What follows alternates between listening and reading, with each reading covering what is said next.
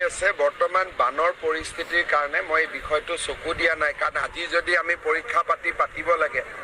পুলিচে দৌৰিব লাগিব পুলিচত এখন খেলপথাৰটো পানী নোহোৱাকৈ নাই সেইকাৰণে জুলাই মাহটো অপেক্ষা কৰি লওঁ তাৰ পিছত এই বছৰতে আমি সব শেষ কৰিম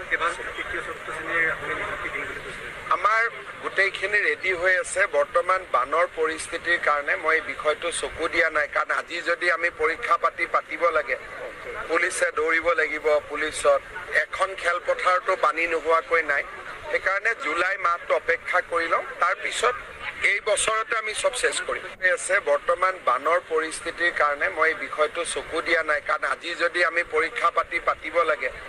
পুলিচে দৌৰিব লাগিব পুলিচত এখন খেলপথাৰটো পানী নোহোৱাকৈ নাই সেইকাৰণে জুলাই মাহটো অপেক্ষা কৰি লওঁ তাৰ পিছত এই বছৰতে আমি সব শেষ কৰিম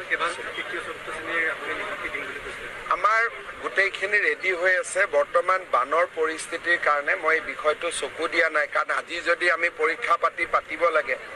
পুলিচে দৌৰিব লাগিব পুলিচত এখন খেলপথাৰটো পানী নোহোৱাকৈ নাই সেইকাৰণে জুলাই মাহটো অপেক্ষা কৰি লওঁ তাৰ পিছত